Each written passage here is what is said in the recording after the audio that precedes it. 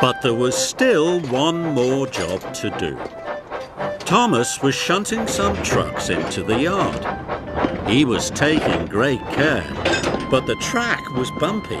Suddenly, they started to come off the track. Some of them headed straight for the water tower. The water tower creaked and wobbled. Then it started to tip. The water tower crashed down across the runway. Luckily, no one was hurt.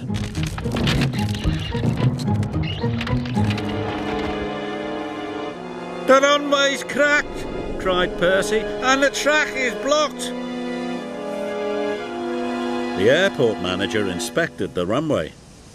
Unless it can be repaired, the aeroplane will have to go back, he said.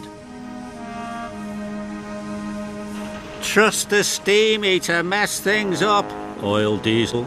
The Diesels were very cross. They had put up with stinky steam engines all day. Now Thomas had ruined everything. The Steamies were cross too.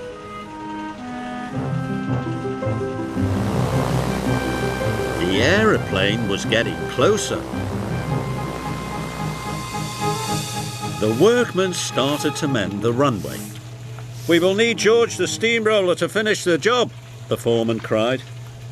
But I can't get past these trucks, moaned Thomas.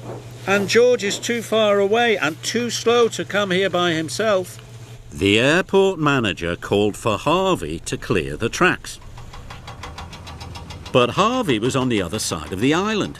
He would never get to the airport on time. Thomas thought it was all his fault. Now I'll never see an aeroplane, moaned Percy. Thomas suddenly had an idea, and he puffed quickly away.